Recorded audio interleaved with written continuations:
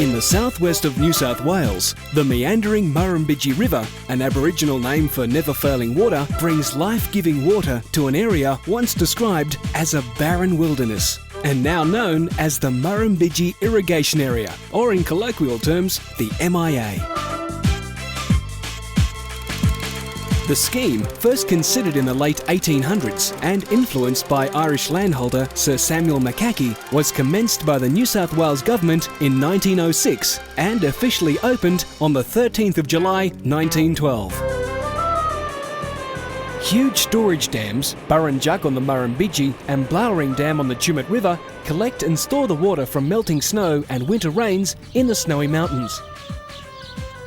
The water flows 420 kilometres to the Berrimbed Weir and the newer Godjildri Weir, where it is then diverted into the MIA and to the more recently established Coleambally Irrigation Area.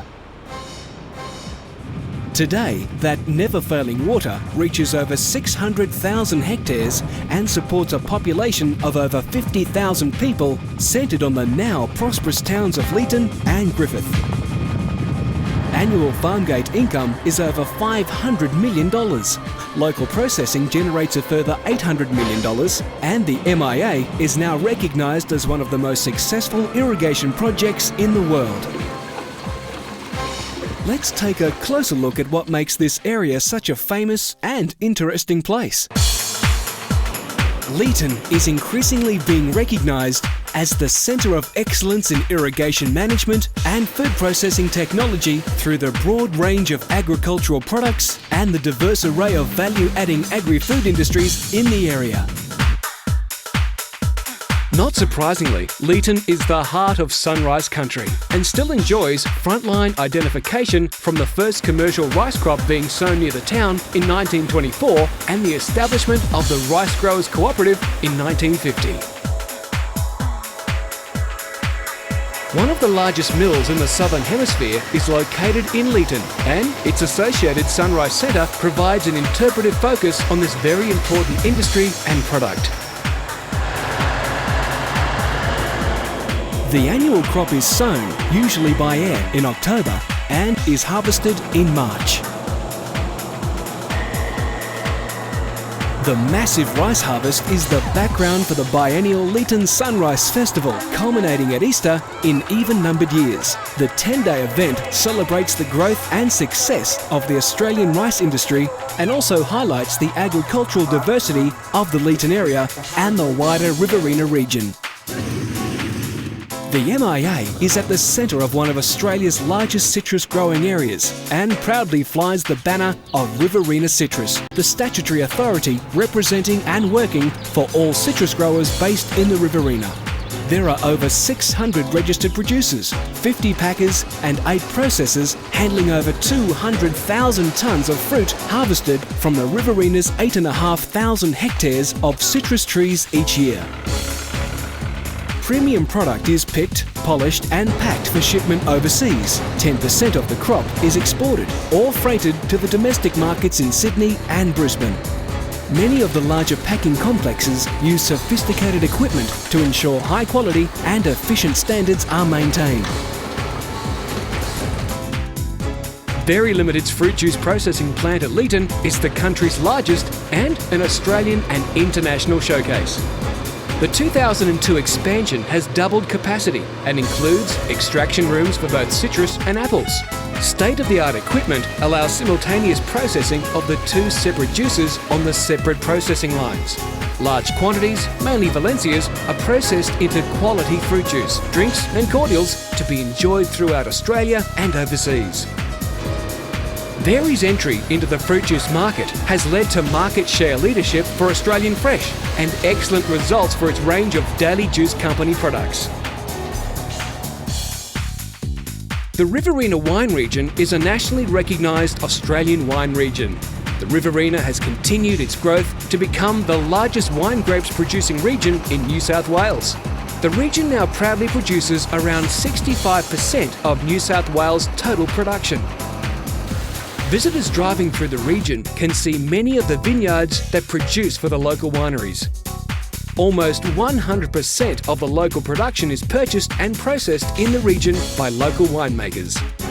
Lillipilly Estate and Toorak Wines are excellent wineries located on opposite sides of Leeton, and in each case, their products have been well recognised at regional and national wine shows.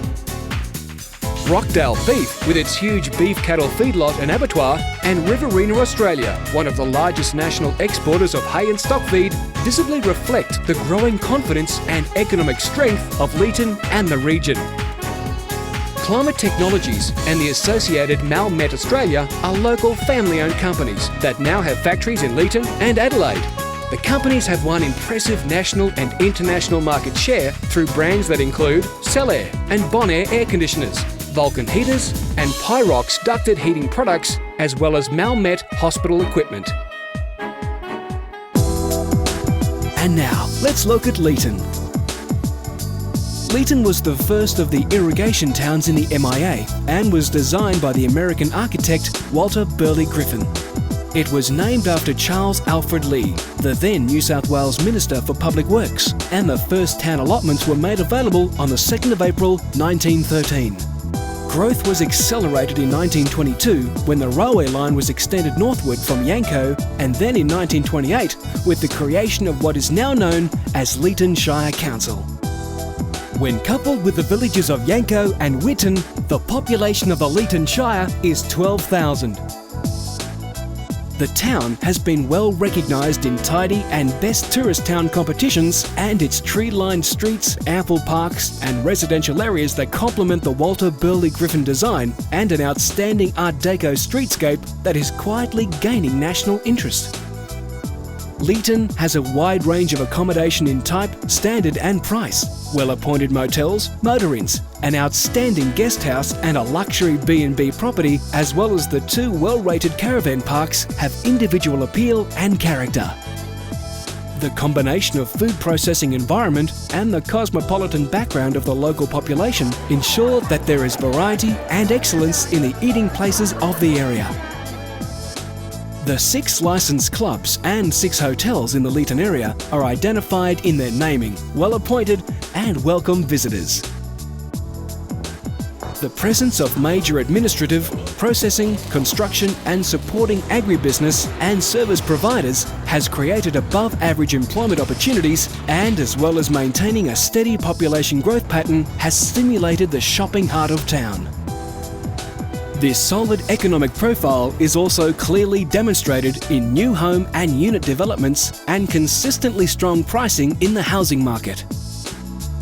Leeton is also recognised as a centre for excellence in education. Facilities located in the area include 3 high schools, 2 with boarding facilities, an excellent TAFE college, and at the Yanco Agricultural Institute is the Murrumbidgee Rural Studies Centre. The healthcare, social, spiritual and shopping needs are well catered for in this vibrant yet caring community. Sporting and recreational amenities are first class, and whether it's skateboarding at the Leeton Skate Park, birdwatching at 5 Bow Wetlands or water skiing on the Murrumbidgee, all are close at hand. Put simply, Leeton is a good living town. Want to know more? The Leeton Visitors Centre is housed in a beautifully restored building and specialises in providing information and assisting individuals and groups visiting the Leeton area.